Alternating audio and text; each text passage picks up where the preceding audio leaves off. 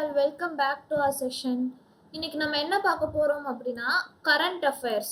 Current affairs வந்து எப்படி prepare பண்ணுறது ஃபார் பேங்கிங் எக்ஸாம்ஸ்க்கு. ஸோ எந்த அளவுக்கு கரண்ட் அஃபேர்ஸ் வந்து இம்பார்ட்டண்ட்டான ரோல் ப்ளே பண்ணுது.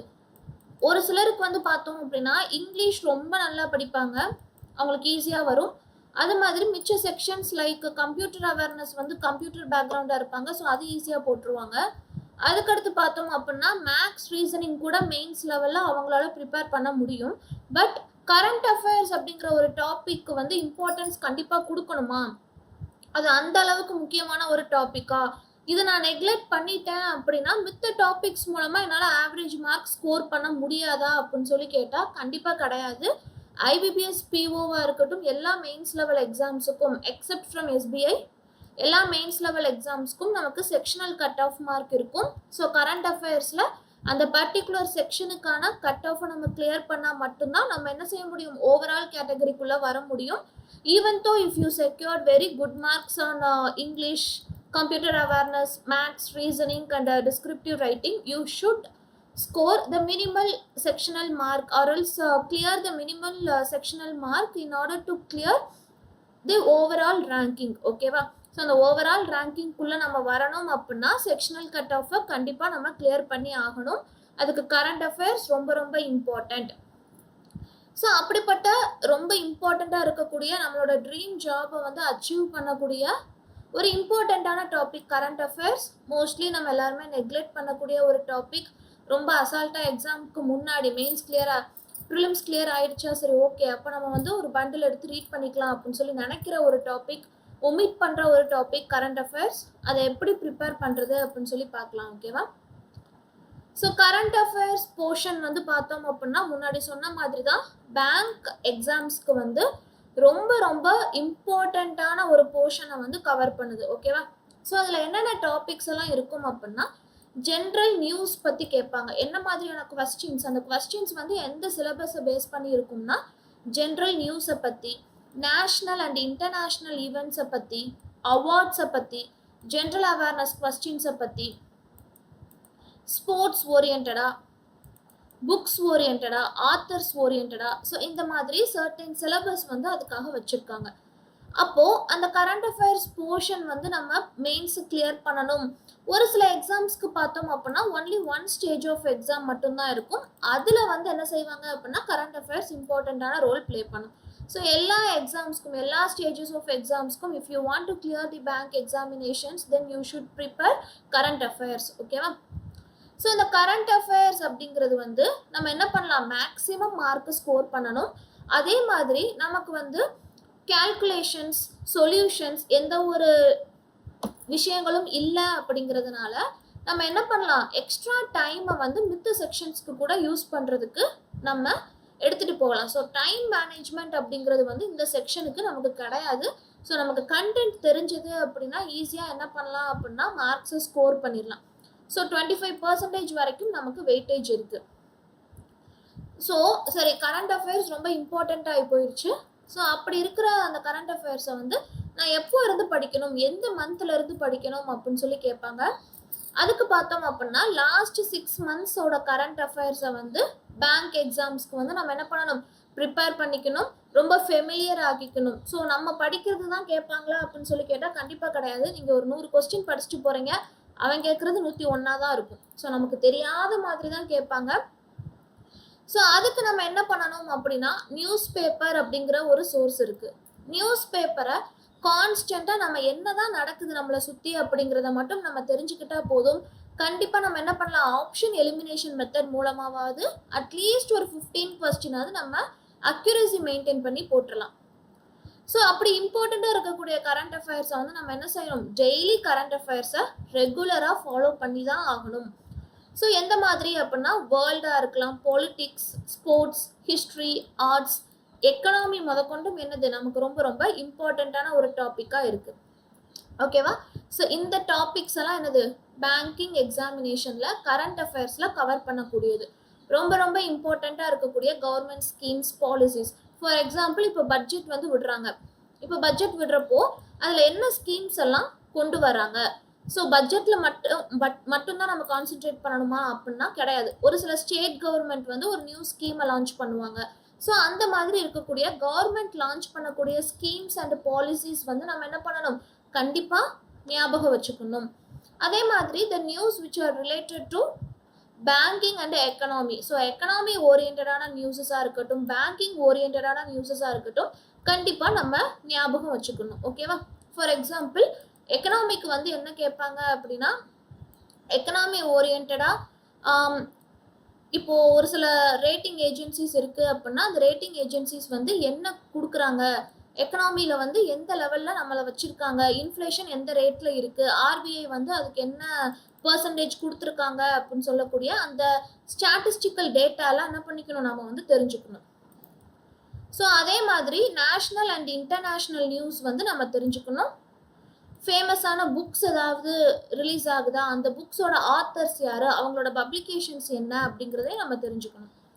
ஸோ இது ரொம்ப ரொம்ப இம்பார்ட்டண்ட்டான ஒரு டாபிக், இம்பார்ட்டண்ட்டான days and events and it's themes. ஓகேவா? ஃபார் எக்ஸாம்பிள் மார்ச் 22 அப்படின்னா என்னது, வேர்ல்டு வாட்டர் டே வந்து அப்சர்வ் பண்ணுறோம். அப்போ அந்த வேர்ல்டு வாட்டர் டேக்கு இந்த இயர் என்ன தீம் செட் பண்ணியிருக்காங்க, இதை வந்து நம்ம தெரிஞ்சுக்கணும். ஓகேவா? ஏதாவது இம்பார்ட்டண்ட்டான அவார்ட்ஸ் வந்து ப்ரெசென்ட் பண்ணுறாங்க அப்படின்னா அந்த அவார்ட்ஸ் வந்து யாருக்கு கொடுக்குறாங்க, அந்த அவார்ட்ஸோட ஹிஸ்ட்ரி என்ன, எதுக்காக அந்த அவார்டு கொடுக்குறாங்க, ரீசெண்டாக இந்த அவார்டை யார் வாங்கினா, இதுக்கு முன்னாடி இந்த அவார்டை யார் வாங்கியிருக்கா அப்படிங்கிற அந்த நியூஸையும் நம்ம தெரிஞ்சுக்கணும். இப்போ சமிட்ஸ் அப்படின்னு சொல்லி பார்க்குறப்போ ஏதாவது சமிட்ஸ் ரீசெண்டாக நடந்திருக்கா between 2 countries or 3 countries, among 3 countries, அதை வந்து நம்ம தெரிஞ்சுக்கணும். அப்பாயின்மெண்ட்ஸ் அண்ட் ரெசிக்னேஷனுக்கு கீழே ஃபார் எக்ஸாம்பிள் இப்போ ஏதாவது ஒரு கமிஷனர் அப்பாயிண்ட் பண்ணுறாங்களா, ஏதாவது ஸ்டேட்டில் ஏதாவது சேஞ்சஸ் கொண்டு வராங்களா, யாரையாவது ரெசைன் பண்ணுறாங்களா, சிஎம்ஐ சேஞ்ச் பண்ணுறாங்களா, ஸோ அந்த மாதிரி அப்பாயின்மெண்ட்ஸ் ஓரியன்டான நியூஸஸை வந்து நம்ம தெரிஞ்சுக்கணும். ஸோ ரேங்க்ஸ் அண்ட் ரிப்போர்ட்ஸ் அப்படின்னு சொல்லி வர்றப்போ ஃபார் எக்ஸாம்பிள் இண்டெக்ஸ். ஓகேவா? ஸோ இப்போ ஹாப்பி இண்டெக்ஸில் நம்ம இந்தியா எத்தனாவது ரேங்க் இருக்குது, இந்த பர்டிகுலர் ரிப்போர்ட்டை வந்து எந்த இன்ஸ்டியூட் வந்து ரிலீஸ் பண்ணியிருக்கிறாங்க, வேர்ல்டு பேங்க் ரிலீஸ் பண்ணக்கூடிய ரிப்போர்ட்ஸ் எல்லாம் என்னது, இந்த மாதிரி நம்ம என்ன பண்ணிக்கணும், தனித்தனியாக ஸ்டாட்டிக் ஜிகேயும் தெரிஞ்சு வச்சுக்கணும்.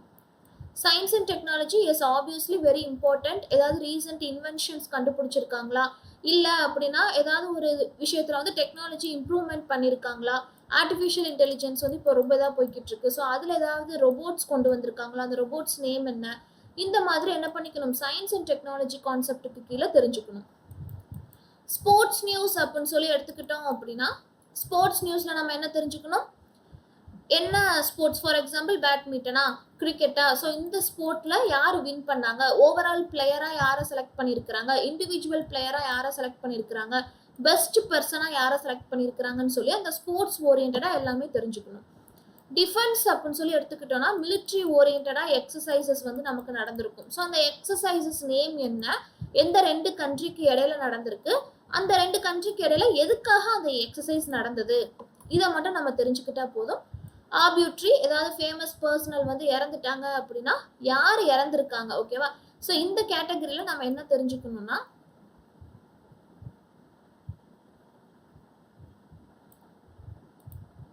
ஆபியூட்ரி அப்படின்னா யார் இறந்தா, அவங்க எந்த ஃபீல்டை சேர்ந்தவங்க, ஃபார் எக்ஸாம்பிள் எந்த கண்ட்ரியை சேர்ந்தவங்க, அது மட்டும் இல்லாமல் அவங்க ஏதாவது அவார்ட்ஸ் வாங்கியிருந்தாங்க அப்படின்னா அதை பற்றியும் என்ன பண்ணிக்கணும், நம்ம வந்து தனியாக ப்ரிப்பேர் பண்ணிக்கணும். ஸோ ஒரு நியூஸ் பேப்பரை நீங்கள் எடுக்கிறீங்க, ஒரு ஹிந்து நியூஸ் பேப்பர் எடுக்கிறீங்க அப்படின்னா நீங்கள் பேங்கிங் ஆஸ்பிரண்ட்டாக இருக்கிற பட்சத்தில் இந்த எல்லா டாப்பிக்கையுமே நீங்கள் என்ன பண்ணணும், கண்டிப்பாக கவர் பண்ணணும். அதாவது ஏதாவது அந்த பர்டிகுலர் டேட்டில் ஹிந்து நியூஸ் பேப்பரில் கவர்மெண்ட் ஸ்கீம்ஸ் லான்ச் பண்ணியிருக்காங்களா, பேங்கிங் ரிலேட்டடாக என்ன நியூஸ் இருக்குது, நேஷ்னல் இன்டர்நேஷ்னல் அஃபேர்ஸ் என்ன நடந்திருக்கு, இன்கேஸ் ஏதாவது ஃபேமஸ் பர்சனல்ஸ் வந்து புக்ஸ் ரிலீஸ் பண்ணியிருக்காங்களா, இன்கேஸ் இஃப் எஸ் அப்படின்னா அந்த புக்கோட ஆத்தர் யார், இம்பார்ட்டண்ட்டான டேட், ஃபார் எக்ஸாம்பிள் நீங்கள் இப்போது February 12ஓட நியூஸ் பார்க்குறீங்க அப்படின்னா அந்த 12ல் என்ன ஈவெண்ட்ஸ் எல்லாம் நடந்திருக்கு அதை தெரிஞ்சுக்கணும். அந்த பர்டிகுலர் டேட்டில் ஏதாவது அவார்ட்ஸ் வாங்கியிருக்காங்களா, சமிட்ஸ் நடந்திருக்கா, ஏதாவது அப்பாயின்மெண்ட்ஸ் ரெசிக்னேஷன்ஸ் நடந்திருக்கா, ஏதாவது பேங்க்கில் வந்து சிஇஓவை வந்து சேஞ்ச் பண்ணியிருக்காங்களா, மேனேஜரை சேஞ்ச் பண்ணியிருக்கிறாங்களா, டெபுட்டி மேனேஜரை சேஞ்ச் பண்ணியிருக்கிறாங்களா, சிஎம்டியை சேஞ்ச் பண்ணியிருக்கிறாங்களா, இந்த மாதிரி அப்பாயின்மெண்ட்ஸ் ஓரியன்டாக பார்க்கணும். சயின்ஸ் அண்ட் டெக்னாலஜி காலம்ல ஏதாவது இனோவேஷன்ஸ் நடந்திருக்கா அப்படின்னு சொல்லி பார்க்கணும். ஸ்போர்ட்ஸ் காலம்ல ஏதாவது இந்தியன் டீம் எங்கேயாவது வின் பண்ணியிருக்காங்களா அப்படிங்கிற அந்த ஒரு நியூஸை பார்க்கணும். டிஃபென்ஸில் எடுத்துட்டோம் அப்படின்னா எங்கேயாவது மிலிட்ரி எக்ஸசைஸ் நடந்திருக்கா அப்படிங்கிறத பார்க்கணும். யாராவது இறந்துருக்காங்களா? ஸோ இஃப் எஸ் அப்படின்னா அவங்க எந்த ஃபேமஸ் பர்சனல், எந்த கண்ட்ரியை சேர்ந்தவங்க, என்ன அவார்ட் ரிசீவ் பண்ணியிருக்காங்கன்னு சொல்லி இந்த ஆப்யூட்டி நியூஸை பார்க்கணும். ஸோ ஒரு நாளைக்கு நம்ம அந்த நியூஸ் பேப்பரை எடுத்து பார்க்குறோம் அப்படின்னா அந்த நியூஸ் பேப்பரோட டேட் எடுத்து வச்சுட்டு நம்ம என்ன செய்யணும், இந்த டாபிக்கு கீழே தனித்தனியாக செப்பரேட் பண்ணி நியூஸை வந்து என்ன பண்ணிக்கணும், நம்ம கண்டிப்பாக கலெக்ட் பண்ணி வச்சுக்கணும். இப்படி நம்ம கலெக்ட் பண்ணோம் அப்படின்னாலே நம்ம என்ன பண்ணலாம், ஓவராலாக கரண்ட் அஃபேர்ஸில் ரொம்ப வெல்வர்ஸ் ஆயிடலாம். ஸோ கரண்ட் அஃபேர்ஸுக்கு வந்து ஒரு பெஸ்ட் சோர்ஸ் அப்படின்னு சொல்லி எடுத்துட்டா நம்ம எந்த ஒரு வெப்சைட்டையும் நம்ம ஃபாலோ பண்ண தேவையில்லை. நம்மளோட நியூஸ் பேப்பரே என்னது ஒரு பெஸ்ட் சோர்ஸாக இருக்கும். ஸோ அது மூலமாக கேண்டிடேட்ஸ் என்ன பண்ணிக்கலாம், they can strengthen there knowledge on both national and international affairs. So என்ன பண்ணணும் அப்படின்னா ஒரு ஸ்டாண்டர்ட் நியூஸ் பேப்பரை டெய்லி என்ன செய்யணும், ரீட் பண்ணணும். ரீட் பண்ணுறது மட்டும் போதாது, இந்த பர்டிகுலர் டாப்பிக்கு கீழே என்ன செய்யணும் அப்படின்னா நோட்ஸ் வந்து கண்டிப்பாக எடுத்து வச்சுக்கணும். அந்த நோட்ஸை கான்ஸ்டண்ட்டாக ரிவைஸ் பண்ணணும். Making notes is the best source to cover current affairs. அதுவுமே ஓன் சோர்ஸ் தான் எனது பெஸ்ட்டாக இருக்கும். நம்மளோட ஓன் ஹேண்ட் ரிட்டன் நோட்ஸ் வந்து எப்பயுமே நமக்கு ஹெல்ப்ஃபுல்லாக இருக்கும். ஓகேவா?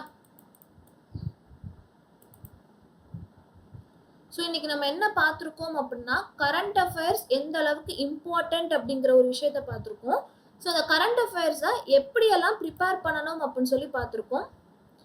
இந்த ஸ்லைடு, இந்த டாபிக் ரொம்ப ரொம்ப இம்பார்ட்டன்ட். ஸோ இந்த பர்டிகுலர் இந்த 10 or 12 தான் இருக்கும். இந்த டாபிக்ஸ் மட்டும் நம்ம நியூஸ் பேப்பரில் கான்ஸ்டண்ட்டாக ஃபாலோ பண்ணாலே போதும். என்ன பண்ணலாம், ஈஸியாக கரண்ட் அஃபேர்ஸில் நிறையா மார்க்ஸ் ஸ்கோர் பண்ணலாம். ஓகேவா? So hope this session is useful and thank you for watching.